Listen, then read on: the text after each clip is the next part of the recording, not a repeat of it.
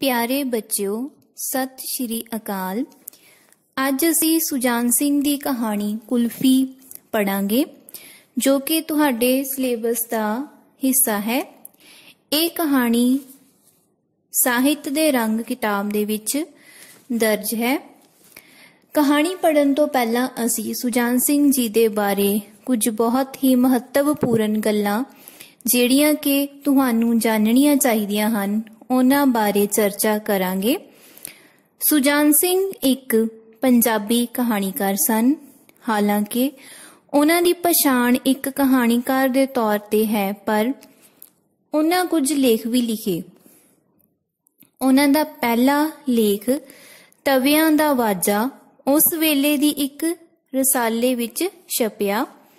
सुजान सिंह जी का जन्म 29 जुलाई 1909 डेरा बाबा नानक गुरदासपुर जिला सांझा पंजाब विखे होया। आप दे पिता सरदार बूटा सिंह जी सन, पर आप दा पालन पोषण नाना नानी ने किया, अर्थात मुढ़ला बचपन कलकत्ते विच ही बिताया। मुढ़ली सिक्ख्या तो बाद आपने फिर ज्ञानी अते MA पास करके अध्यापक, हैडमास्टर अते अंत विच प्रिंसीपल दे तौर ते भी नौकरी की। सुजान सिंह जी दे कुछ महत्वपूर्ण कहानी संग्रह जिहड़े कि तुसी जरूर पेपर दे विच अपने विषय दे विच सार दे विच लिखने हन, ओह हन दुख सुख, दुख सुख तो पिछों, डेढ़ आदमी, मनुख ते पशु, नरकां दे देवते, सब रंग, सवाल जवाब, कलगी दियां मणियां अते शहर ते गरां हन। इस तो इलावा 2 लेख संग्रह भी छपे हन। 1986 विच शहर ते गरां लई आप जी नूं ਸਾਹਿਤ अकादमी अवार्ड भी मिलिया। बच्चों, तुसी अपने विषय विच जदों सुजान सिंह जी दे बारे लिखना है तां तुसी उन्हां दियां रचनावां दे नाल-नाल उन्हां नूं किस चीज़ लई, किस रचना लई सन्मानित किया गया है वो भी जरूर लिखना है। उन्हां नूं ਸਾਹਿਤ अकादमी दे नाल-नाल भाषा विभाग पंजाब वल्लों भी सब तो वधिया कहानीकार दा खिताब मिलिया है। अंत आप जी दा देहांत 21 अप्रैल 1993 नूं होया। ये तां सी बच्चों सुजान सिंह जी दी जान पछाण जिहड़ी कि तुसी अपने सार जां विषय दे अगे लिखनी है। हुण आपां चलदे हां कहानी वल। कहानी दा नाम है कुल्फी। महीना मुक्कण ते सी, पर मुक्कण विच नहीं सी आउंदा। सोच रिहा सां महीने दे पहले अध दे 15 दिन किवें झटपट मुक जांदे हन ते तनख्वाह भी उन्हां 15 दिनां दे नाल ही किवें उड पुड जांदी है। मैनू पट्ठे दी सफ चुभ रही सी। पासा वट के पिठ ते हथ फेरिया तां सफ दियां पीड़ियां पिंडे विच खुबियां होईयां सन। मलाई वाली कुल्फी, ठंडी ठार आवाज विच कुल्फी वाले ने होका दिता।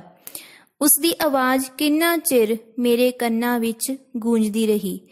चिट्टी दुध कुल्फी साकार मेरियां अखां सामने नचण लगी। मेरे मुंह विच पानी आ गया, पर मैं बेबस सां। पैसे दी तंगी हवालात दी तंगी तो भी भैड़ी हुंदी है। मैं अपने दिल दी चाह तो बचण लई कुल्फी शब्द दी बनतर ते विचार करन दी आड़ लै लई। कुफल दा अर्थ जंदरा सुनियारिया गहणियां विच उसनूं ला के कुफल दा कुल्फी बना दिता।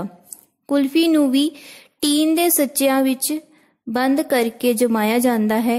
इसलिए कुल्फी ते इदां हौली हौली पता नहीं कदों नींद ने मेरा कुल्फी तो छुटकारा कर दिता।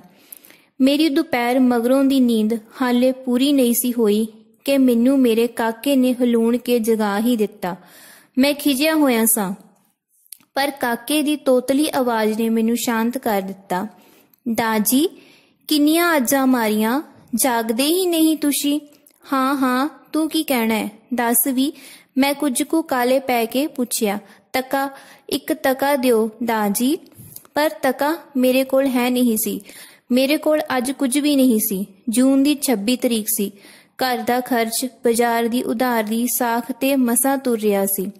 टका दिओ भी ना दाजी, बाहर मुरमुरे वाला उच्ची उच्ची साडे बूहे अगे होके दे रिहा सी। कोई जवाब सोचण वास्ते समा कढण लई मैं कहा, काका तू टका की करना है?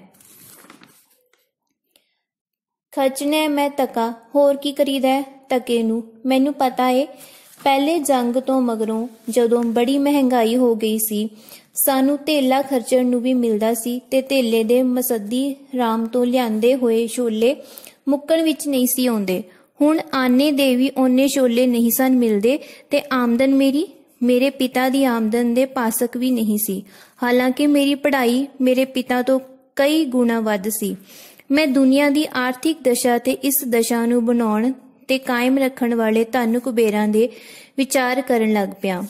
बाहरों फिर मुरमुरा छोले दा होका गुंजिया ते नाल ही काके आख्या, टका दिओ भी ना दाजी, टका भैड़ा हुंदा है। मैं हालात तो पैदा हुई बद हवासी जही विच कहा, टका भी कदे भैड़ा हुंदा दाजी, टके दा मुरमुरा आउंदा है, मुरमुरा भैड़ा हुंदा है।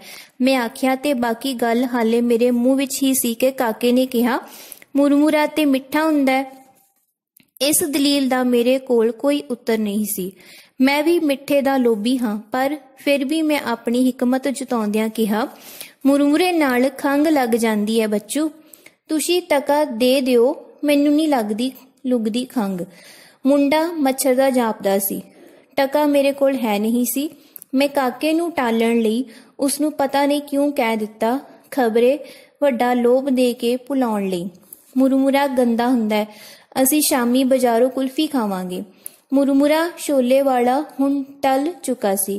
काका भी मेरी आस तो उलट शामी कुल्फी खानी मन गया। समझिया बला टली। मैं सोचिया किते कोई होर छाबड़ी वाला ना आ जावे, सो मैं कपड़े पा के कड़कदी धुप विच बाहर निकल गया ते सड़कां ते समा कतल करदा रहा। कीमती समय नू मैं एक टके दी मंग तो बचण लई नाश करदा रहा। मैं अपने मालक नू क्यों नहीं कहंदा कि मेरा इन्ने विच गुजारा नहीं हुंदा, पर सुनेगा कौन? इकल्ले दी आवाज भावें किन्नी उच्ची होवे सुनी नहीं जांदी। लोड़वंद इकट्ठे होके नहीं सकदे, जे हो जाण तां रहण नहीं दिते जांदे, ना जो इकट्ठी मंग ना करन। मंग कीतियां कई वारी नौकरियों जवाब हो जाता है। मैं डर गया। बेरोजगारी दे भयानक भविख ने मैनू कंबा दिता। कायरा वांग मैं सदा तो चुप रहा सा ते हुण भी चुप रहण दा फैसला किता। शामी ये समझ के कि काका छेती सो जांदा है, मैं दब्बी पैरी घर पहुंचिया। आवाज ना मारी, केवल कुंडा ही खड़काया। उत्तों ही आवाज आई, दाजी आया जे। ते थोड़े चिर मगरों काके ने आण बूहा खोलिया। दाजी कुल्फी खाण जाना जे? उसने आस भरपूर लहजे विच पुछया। उत्ते चल उत्ते, मैं कहा। काका नीमो जेना जिहा हो के अगे तुरिया। मंजे ते बैठ के काके नू गोद विच लैके प्यार नाल कहा, हुण रात पै गई है, कुल्फी कल खावांगे। मामूल तो उल्ट काका चुप कर रहा। किन्ना चिर आसमान विल तक के कुछ सोचदा रहा, फिर आखण लगा, दाजी तारे पईए हुंदे ने ना? आपा वड्डा भा आखदा सी तारे पईए हुंदे ने, ते दाजी सारे पईए साडे कोठे ते क्यों नहीं वार पैंदे?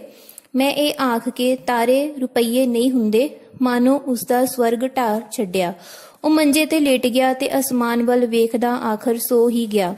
ਦੂਸਰੇ ਦਿਨ ਕੰਮ ਤੇ ਮੈਂ ਆਪਣੇ ਸਾਥੀਆਂ ਤੋਂ ਕੁਝ ਮੰਗਣ ਦੀ ਕੋਸ਼ਿਸ਼ ਕਰਦਾ ਰਿਹਾ, ਪਰ ਹਿਆ ਹੀ ਨਹੀਂ ਸੀ ਪੈਂਦਾ।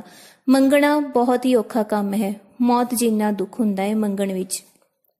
ਆਖਰ ਇੱਕ ਸਾਥੀ ਕੋਲੋਂ 3 ਰੁਪਏ ਲੈ ਹੀ ਲਏ। ਜਦ ਘਰ ਆਇਆ ਤਾਂ ਕਾਕਾ ਦੁਪਹਿਰ ਦੀ ਨੀਂਦ ਲੈ ਰਿਹਾ ਸੀ। ਰੋਟੀ ਖਵਾਉਂਦਿਆਂ ਹੀ ਸ਼੍ਰੀਮਤੀ ਜੀ ਨੇ 3 ਰੁਪਏ ਮੁੱਛ ਲਏ। ਅੱਧਮਣ ਲੱਕੜੀਆਂ, ਸ਼ਾਮ ਦੀ ਸਬਜ਼ੀ, ਲੂਣ, ਤੇਲ ਆਦਿ ਵਿੱਚ ਕਾਕੇ ਦੇ ਜਾਗਣ ਤੋਂ ਪਹਿਲਾਂ 3 ਰੁਪਏ ਮੁੱਕ ਗਏ। ਮੈਂ ਕਿਹਾ ਕਿ ਕਾਕੇ ਨੂੰ ਕੁਲਫੀ ਖਵਾਉਣੀ ਹੈ, ਪਰ ਉਹਨਾਂ ਕਹਿ ਛੱਡਿਆ, ਬੜਾ ਉਹਨੂੰ ਯਾਦ ਰਹਿਣਾ ਹੈ, ਮੈਂ ਟਕਾ ਦੇ ਛੱਡਾਂਗੀ ਮੁਰਮੁਰੇ ਲਈ। ਕਾਕੇ ਨੇ ਜਾਗਦਿਆਂ ਹੀ ਕੁਲਫੀ ਮੰਗੀ। ਚੀਕ ਝਾੜਾ ਪੈ ਗਿਆ। ਕੱਲ ਵਾਲਾ ਮੁਰਮੁਰਾ ਤੇ ਟਕਾ ਮਨਜ਼ੂਰ ਨਹੀਂ ਸੀ। ਆਖਰ ਸ਼ਾਮ ਨੂੰ ਕੁਲਫੀ ਖਵਾਉਣ ਦਾ ਵਾਅਦਾ ਕਰਕੇ ਛੁਟਕਾਰਾ ਪਾਇਆ ਤੇ ਕਾਕੇ ਨੇ ਟਕਾ ਮੇਰੇ ਕੋਲ ਜਮ੍ਹਾਂ ਕਰਵਾ ਦਿੱਤਾ। ਸ਼ਾਮ ਤੋਂ ਪਹਿਲੋਂ ਹੀ ਮੈਂ ਖੇਲਣ ਦਾ ਬਹਾਨਾ ਕਰਕੇ ਨਿਕਲ ਗਿਆ ਤੇ ਦੇਰ ਰਾਤ ਗੁਜ਼ਰੀ ਮੁੜਿਆ। ਕਾਕੇ ਨੂੰ ਸੁੱਤਾ ਦੇਖ ਕੇ ਸਾਹ ਵਿੱਚ ਸਾਹ ਆਇਆ।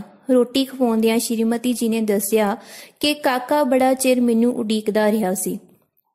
ਮੈਂ ਕਾਕੇ ਦੇ ਨਾਲ ਲੰਮਾ ਪਿਆ ਬੜਾ ਬੇਚੈਨ ਰਿਹਾ। ਨੀਂਦ ਆਉਂਦੀ ਹੀ ਨਹੀਂ ਸੀ, ਪਰ ਆਖਰ ਪਤਾ ਨਹੀਂ ਕਦੋਂ ਆ ਗਈ। ਨੀਂਦ ਤੇ ਆਖਦੇ ਨੇ ਸੂਲਾਂ ਤੇ ਵੀ ਆ ਜਾਂਦੀ ਹੈ। ਅੱਧੀ ਰਾਤ ਤੋਂ ਮਗਰੋਂ ਦਾ ਵੇਲਾ ਸੀ। ਕਾਕਾ ਸੁੱਤਾ ਕੁਝ ਬੇਚੈਨ ਜਾਪਦਾ ਸੀ। ਉਹ 3 ਵਾਰੀ ਢਿੱਡ ਵਿੱਚ ਲੱਤਾਂ ਮਾਰੀਆਂ ਸਨ। ਹੁਣ ਉਹ ਬਾਂਹ ਉਲਟਾ ਕੇ ਮੇਰੇ ਮੂੰਹ ਤੇ ਮਾਰੀ। ਜਾਗਿਆ ਤੇ ਮੈਂ ਅੱਗੇ ਹੋਇਆ ਸਾਂ। ਹੁਣ ਚਿੰਤਨ ਹੋ ਗਿਆ। ਕਾਕਾ ਕੁਝ ਬੁੜਬੁੜਾਇਆ। ਮੈਨੂੰ ਕੁਝ ਪਤਾ ਲੱਗਾ। ਫਿਰ ਉਹ ਉੱਚੀ ਬੁੜਬੁੜਾਇਆ, ਕੁਫੀ ਕੁਫੀ ਦਾਜੀ ਕੁਫੀ। ਮੈਂ ਬਹਿਬਲ ਹੋ ਉੱਠਿਆ। ਸਰਦਾਰ ਜੀ ਜਾਗਦੇ ਹੋ? ਸ਼੍ਰੀਮਤੀ ਜੀ ਨੇ ਆਖਿਆ। ਤੇ ਇਹ ਜਾਣ ਕੇ ਮੈਂ ਜਾਗਦਾ ਹਾਂ, ਉਹ